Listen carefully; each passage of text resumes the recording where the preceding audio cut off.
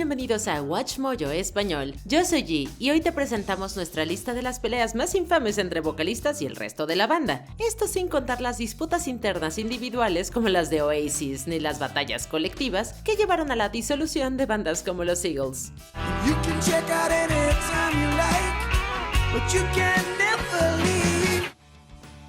Número 20. Aerosmith. La increíble voz y presencia escénica de Steven Tyler fueron clave para el éxito de Aerosmith.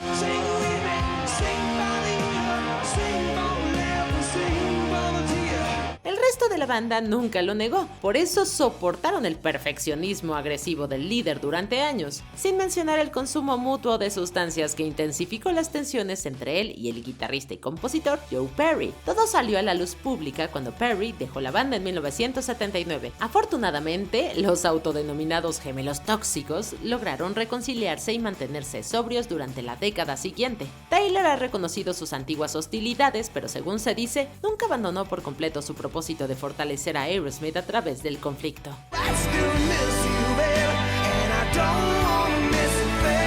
No podía negar la indignación de la banda cuando se vendió para ser juez en American Idol. Número 19. Nightwish.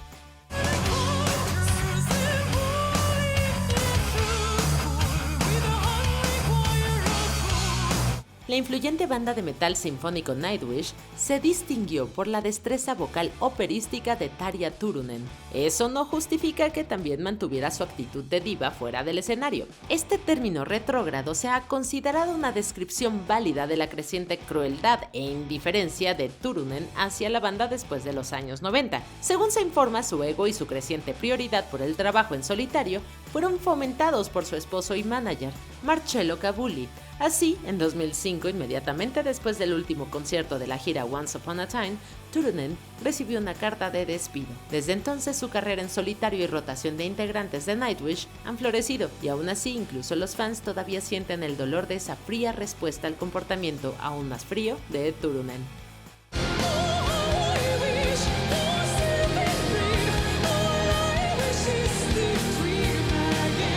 Número 18. The Brian Jonestown Massacre. El documental de 2004 Dig pretendía explorar la rivalidad entre las bandas neo-psicodélicas de Brian Jonestown Massacre y The Dandy Warhols. Recibió más atención por explorar la tiranía de Antoine Newcombe. Is that blood on you? Yeah. From where? From Your people's hand. faces. BJM ya era famosa por sus ocasionales peleas en el escenario, pero la brutalidad del líder, incluso tras bambalinas, casi ha eclipsado su parte artística. También ha sido un factor importante en la renuncia o el despido frecuente de muchos de sus compañeros de banda. Las tensiones no hicieron más que aumentar durante los años en que Newcombe luchó por mantenerse sobrio, hasta que una gira de 2023 fue cancelada abruptamente en medio de un concierto. Un susto de salud posterior, según se informa, llevó a Newcombe a ser más considerado con su comportamiento, pero sus compañeros se muestran cautelosamente optimistas.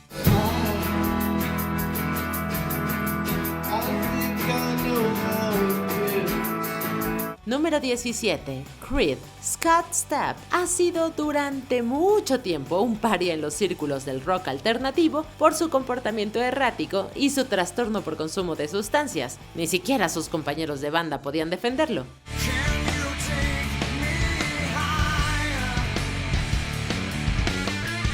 A Creed le resultaba difícil trabajar con su líder y les molestaba cómo su personalidad egocéntrica provocaba una reacción negativa en los medios contra toda la banda. Su creciente falta de fiabilidad llegó a un punto crítico cuando un concierto de 2002, interrumpido por intoxicación, derivó en una demanda millonaria.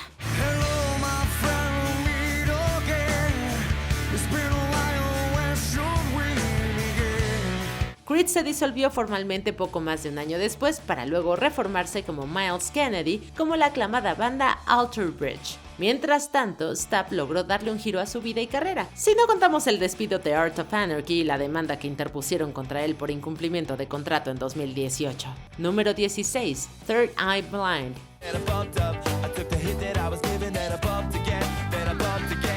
Stephen Jenkins es una estrella de rock que genera opiniones encontradas por su talento cautivador y su personalidad distante. Esta última cualidad pasó factura en Third Eye Blind, en particular al guitarrista y coautor Kevin Cadogan. Tras ser despedido en 2000, demandó a Jenkins por retener regalías y obligarlo a rescindir un contrato discográfico que le otorgaba al cantante autoridad legal sobre la banda. Al bajista, a Ryan Salazar, no se le permitió conservar parte de su equipo tras su partida en 2006. El guitarrista Tony Freddy Anelli se marchó en 2010 tras ser presionado para apoyar la batalla legal de Jenkins con un antiguo manager.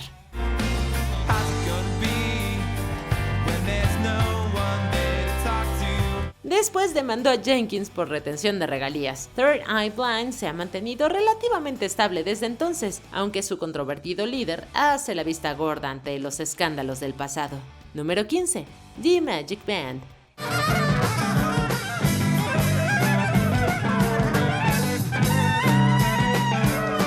Es innegablemente difícil trabajar con alguien que padece una enfermedad mental grave, ni hablar cuando se trata del proceso artístico extremo de alguien como Don Captain Beefheart Van Vliet. Este multiinstrumentalista vanguardista ahuyentó muchos miembros de The Magic Band con su control creativo y en ocasiones con abusos físicos. Supuestamente esto se veía agravado por delirios paranoicos derivados de su esquizofrenia no confirmada. Van Vliet incluso obligó a la banda a vivir en la pobreza y a someterse a él mientras grababan el icónico álbum Trout Mask Replica. The Magic Band finalmente se disolvió después de que Van Vliet se retirara de la música en 1982. 21 años después, sin embargo, se reunieron sin su participación para finalmente obtener el reconocimiento por haber hecho realidad su visión desquiciada. It was terrible, and we were just always hungry and always tired.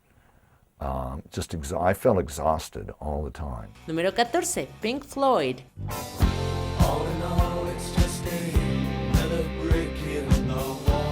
La salida de Syd Barrett de Pink Floyd tras sufrir una crisis nerviosa fue más una tragedia que una molestia. El bajista Roger Waters lideró una de las bandas más aclamadas de los 70 junto al guitarrista David Gilmour, pero a medida que la colaboración se deterioraba, el dominante Waters se marchó en 1985 por conflictos creativos. Sin embargo, estos conflictos no se limitaban a Gilmour, ya que la tensión entre Waters y el tecladista Richard Wright se remontaba a inicios de la banda. So I don't try to investigate them too much, you know. It would feel a little bit like investigating a butterfly. You end up with dust and a few broken bits. Y no hubo una mala relación con el baterista Nick Mason, hasta que Waters lo demandó sin éxito por la propiedad del nombre de Pink Floyd. Pasaron muchos años antes de que estos músicos se reconciliaran e incluso expresaran públicamente su arrepentimiento. Aún así, Waters sigue siendo reconocido tanto por su ego como por su genialidad. Número 13. The Fall.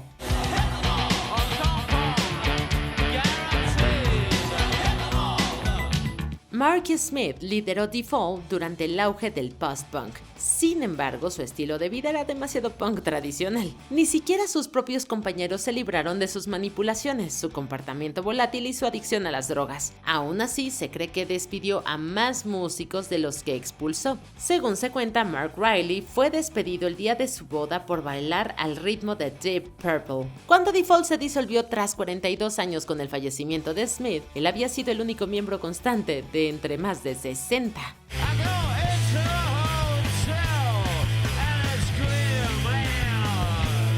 Una vez dijo, si somos tu abuela y yo tocando los bongos, entonces es The Fall. Bueno, hasta tu abuela habría tenido problemas para llevarse bien con Smith. Número 12. Megadeth. Dave Mustaine fundó Megadeth para vengarse de Metallica por haberlo despedido. Al parecer, estar al mando no lo hizo mucho más responsable. Mustaine valora el perfeccionismo en su revolucionario estilo de metal extremo y ha reconocido que esto fue lo que alejó a muchos compañeros de banda a lo largo de los años.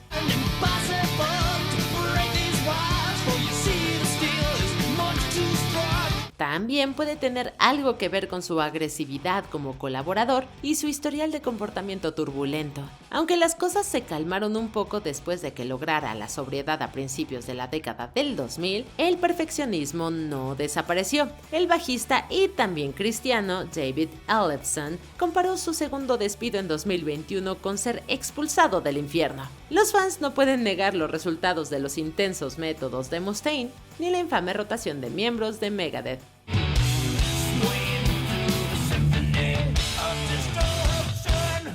Número 11. The Smiths.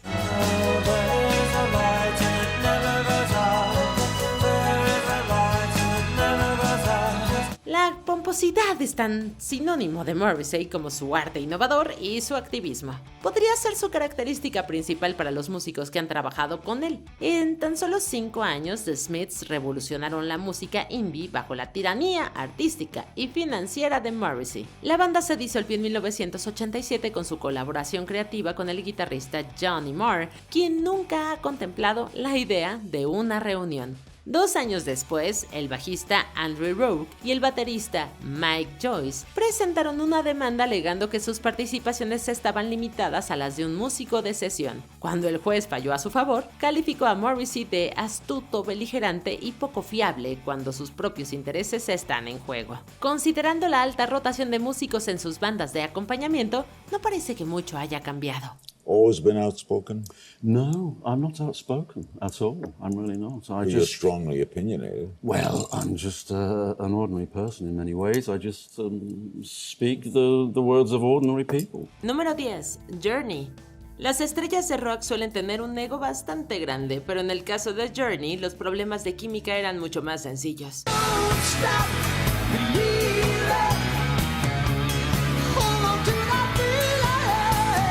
Steve Perry, según sus propias palabras, afirmó que realmente nunca se sintió parte de la banda.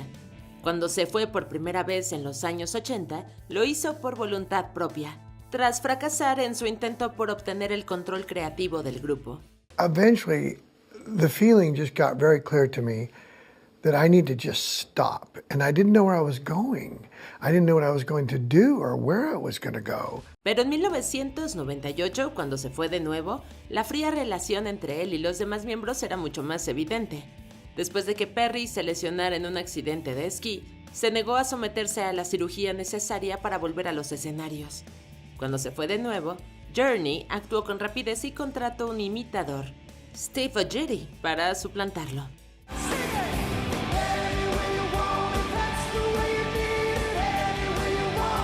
Número 9. The Smashing Pumpkins. Puede que Billy Corgan sea una de las figuras más destacadas del rock alternativo, pero sin duda es un personaje difícil. Me being in a band's like being in a family. And the family rules apply more than the band rules. Quizá lo conozcas como una figura bastante honesta con la prensa, alguien que nunca se detiene a la hora de criticar a sus compañeros músicos. Pero su trabajo como líder de The Smashing Pumpkins conlleva otros problemas. A Corgan, por decirlo suave, le gusta tener el control. Era tan exigente con cada elemento de su trabajo que básicamente expulsó a la bajista Darcy Gretzky de las sesiones de grabación de su álbum Siamese Dream. I don't think the real story is as interesting to people as the story they want, and if I feed into that, then I sort of create this never-ending woulda, coulda, shoulda. Corgan insistió en regrabar sus pistas él mismo y cuando salió su siguiente álbum, había expulsado activamente a todo el mundo. Gretzky acabó por irse y la banda se disolvió en el 2000. So it was like just different lanes of commitment in my mind, but I'm more appreciative as time has gone by that everybody approaches music completely differently. Número 8. Talking Heads. El problema con la genialidad es que tiene un precio. I've come to love collaborating with people. I feel like when it works, you get, 1 + 1 = 3. You get something bigger than the sum of the parts. It doesn't always work, but when it does, that's what you get. Si le preguntas a cualquier miembro de Talking Heads cómo era trabajar con el líder David Byrne, probablemente te dirán que es una persona bastante extraña. Byrne era descrito como increíblemente frío y decidido a tomar todo el control que pudiera dentro del grupo. I remember decades ago, I was more my way or the highway. So I'll work with you, but I'm going to tell you what you're going to do. And you don't always get the best. It can work, but you don't always get the best results. Byrne, que se describe a sí mismo como una persona dentro del espectro autista, tenía dificultades para empatizar con los deseos de sus compañeros, rara vez establecía contacto visual y criticaba cualquier éxito que sus iguales tuvieran fuera de Talking Heads. La bajista Tina Weymouth y el guitarrista Jerry Harrison en particular tenían muy pocas palabras amables que decir sobre este como colaborador, lo que hacía que la idea de una reunión fuera casi imposible. How did it feel when you guys were up there together? It was fun, but it was tense. Yeah. I remember there were some musical mistakes that drove me around the bend. Número 7. Skid Row. Decir que las cosas eran volátiles para Skid Row y su cantante Sebastian Bach sería quedarse corto.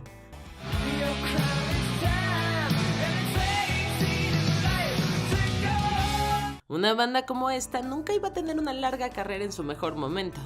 Aunque fueron exitosos al principio, el ego de Bach era un problema y en 1996 fue expulsado tras un desacuerdo por su decisión de contratarse como teloneros de Kiss sin consultar a los demás. It was the beginning of the end for the band, pretty much, even more than the beginning of the end. It's like was it like infighting and the band was like... Yeah, the band was just falling apart. Por un lado demostró que Bach tenía poco respeto por sus compañeros y además su bajista Rachel Bolan ya tenía un concierto programado esa noche con su proyecto paralelo. Fuera lo que pasó a puerta cerrada, esa noche fue el último clavo en el ataúd de la etapa de Bach con el grupo.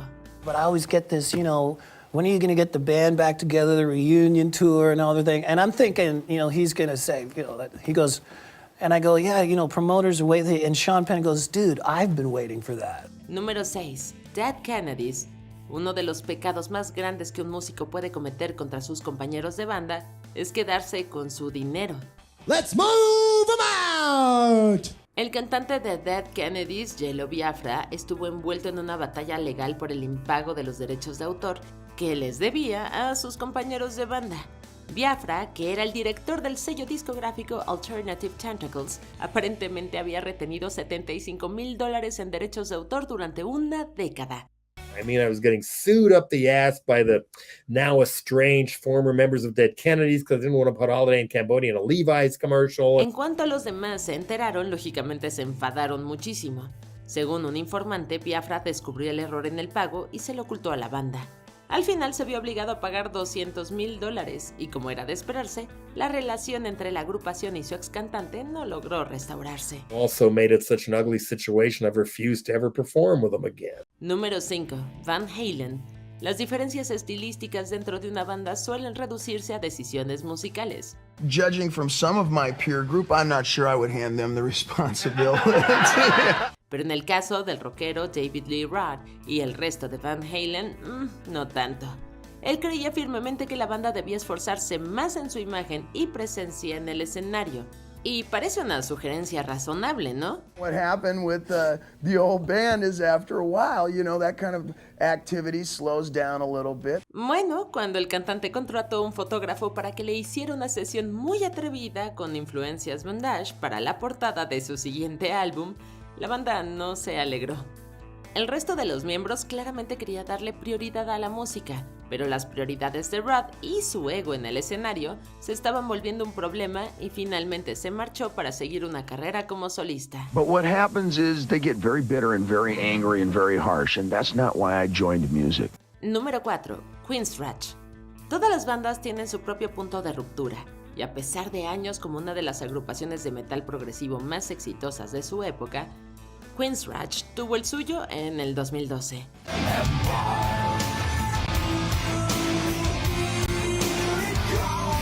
Según se sabe, el cantante Jeff Tate se involucró en una violenta pelea tras bastidores con el resto del grupo, lo que le costó que lo despidieran.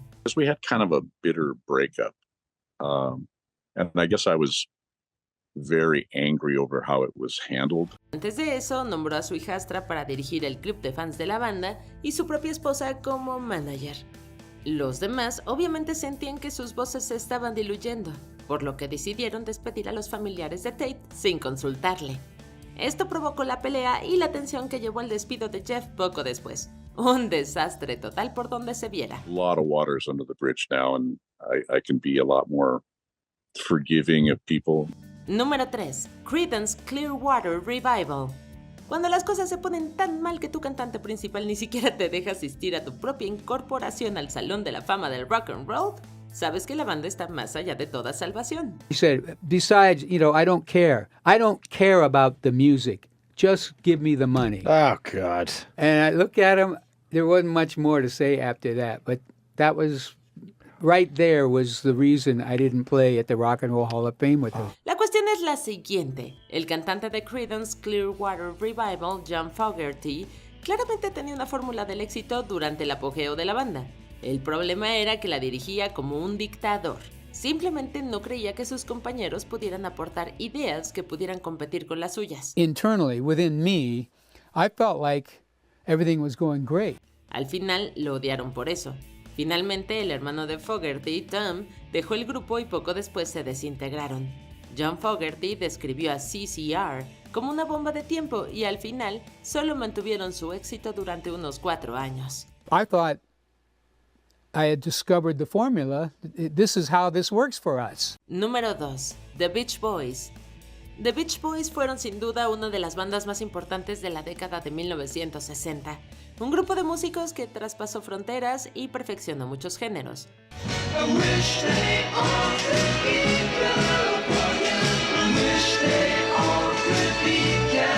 Pero en el fondo eran una agrupación bastante conflictiva.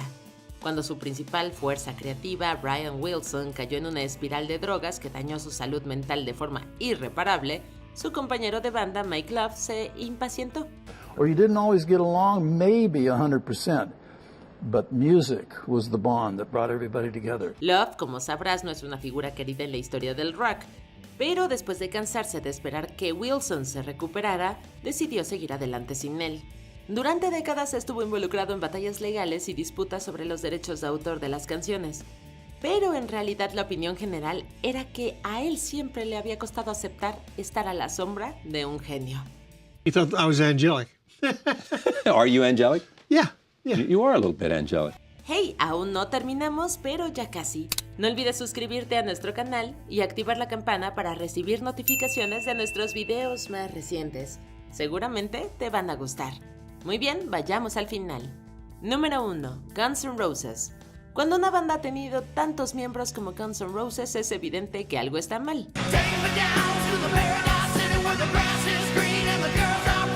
En la década de 1980, Guns N' Roses alcanzó el máximo nivel al que podía aspirar cualquier banda, pero en medio de todo eso, las adicciones de Rose y su ego en crecimiento se estaban descontrolando. Luchó por la atención, el control creativo y en general cada centímetro de poder que pudiera reclamar. Incluso enfrentaba a sus compañeros de banda, sobre todo al guitarrista Slash, hasta el punto de que este abandonó el grupo. It wasn't even me necessarily leaving the band. It was not continuing on with the new band that Axl put together that he was now at the helm of, which was the new Guns N' Roses. Una banda tan volátil no iba a sobrevivir mucho tiempo, y con el comportamiento impredecible y francamente caótico de Axl, el hecho de que continuaran después de su primer álbum ya es un milagro.